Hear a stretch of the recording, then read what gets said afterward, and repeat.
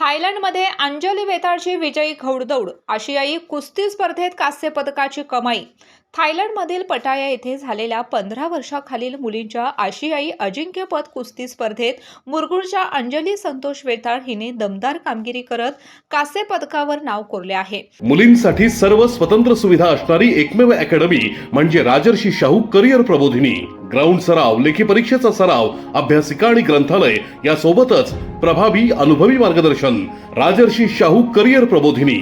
आम्ही जपतोय मुलींच्या उत्कृष्ट निकालांची उत्कृष्ट परंपरा। हिंदकेसरी पैलवान संतोष आबा वेताळ यांची कन्या असलेल्या अंजलीला 2 वर्षांपूर्वी सरावादरम्यान गंभीर दुखापत झाली होती। डॉक्टरांनी तिला कुस्ती कायमची सोडण्याचा सल्लाही दिला होता, मात्र अंजलीने हार मानली नाही। तिच्या मनातील कुस्तीची ओढ आणि देशासाठी पदक जिंकण्याची जिद्द कायम होती। मुलीची ही जिद्द पाहून पैलवान संतोष वेताळ यांनी मंडलिक कुस्ती संकुलाचे आंतरराष्ट्रीय प्रशिक्षक दादासो लवटे यांच्याशी चर्चा केली। अंजलीच्या डोळ्यातील आत्मविश्वास ओळखून लवटे यांनी तिचे विशेष आणि खडतर प्रशिक्षण सुरू केले।